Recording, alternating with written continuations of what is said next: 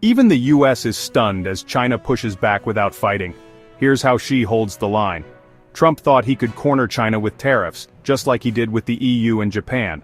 But in Stockholm, Beijing didn't cave. It calculated. With limited concessions and firm red lines, China gave just enough to delay, but not enough to surrender. A top Chinese official now says Beijing has agreed to extend its tariff truce with the US. When Donald Trump's trade team sat down with Chinese officials in Stockholm this July, they came with the full weight of the president's strategy behind them. Just weeks earlier, Trump had sealed deals with both the European Union and Japan. Now facing Beijing, his negotiators expected that momentum to continue, but what they encountered wasn't resistance in the traditional sense.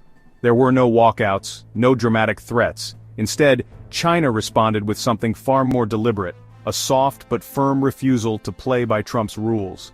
They didn't walk away from the table, they sat there, listened, conceded a little, and then quietly defended their long-term position. This wasn't a retreat, it was a calculated delay.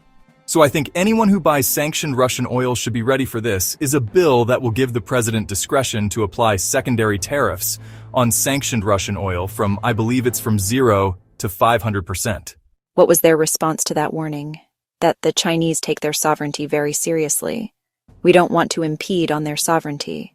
So they'd like to pay a 100% tariff.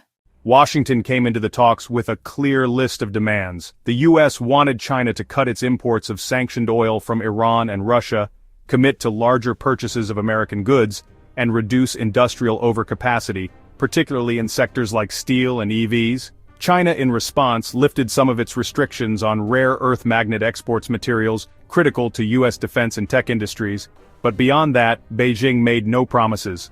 On oil, officials signaled they were prepared to absorb up to 100% tariffs if needed. On broader reforms, they kept their cards close. It was a clear message.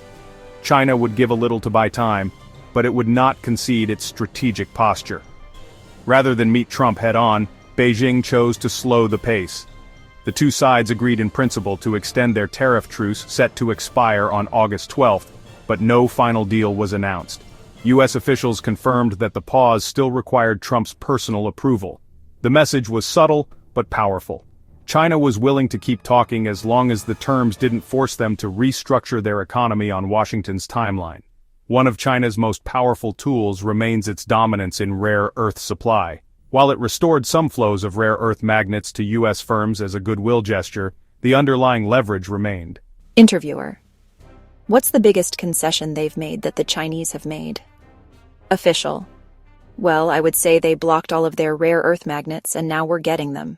Premier Doug Ford didn't hold back. In the middle of one of the most uncertain trade climates in North American history, Ontario's premier stood before reporters and said the quiet part out loud. If Trump's tariffs continue, Canada may look east to China. This wasn't just a warning, it was a signal, a shift. One of Canada's most powerful provincial leaders openly floated the idea of deepening trade with Beijing, not Washington. Since returning to the White House, President Trump has made tariffs the centerpiece of his trade agenda once again. Steel, aluminum, autos, and even softwood lumber have been hit. And now, a sweeping 35% tariff looms over all non-compliant Canadian goods starting August 1st. You know what Churchill said, "Our enemy of our enemy is our friend." And as long as China plays fair and doesn't undercut our markets, be it the auto sector or any sector, I have no problem dealing with them. In response, Canada hasn't shouted, it's acted. Ottawa has quietly escalated its own tariffs on American steel and aluminum, matching the US increases. If Canada's pivot becomes permanent, the US will feel it in ways that go far beyond headlines. In 2024, Canada purchased $349 billion worth of American goods, more than Japan, Germany, and the UK combined. Losing even a portion of that trade to China would hit US manufacturers hard. Sectors like autos, machinery, agriculture, and energy rely on stable cross-border flows.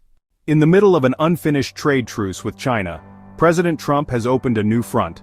With his August 1st global tariff deadline approaching, he's now threatening to impose a 10% tariff on any nation that aligns with BRICS.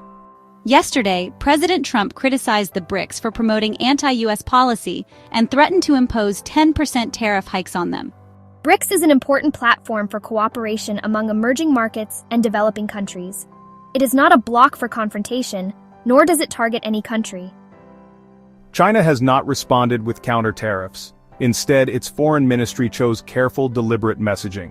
Over the past month, Chinese Foreign Minister Wang Yi held high-level meetings in France and Germany. It's very hard to make sense of Trump for companies. Companies cannot invest if they feel there is deep uncertainty about the future economic environment. And what Trump is doing, he's creating a lot of uncertainty not only for companies, but also for countries. This isn't just another trade dispute, it's a deeper confrontation between two worldviews. Trump believes power comes from pressure, tariffs, deadlines, and demands.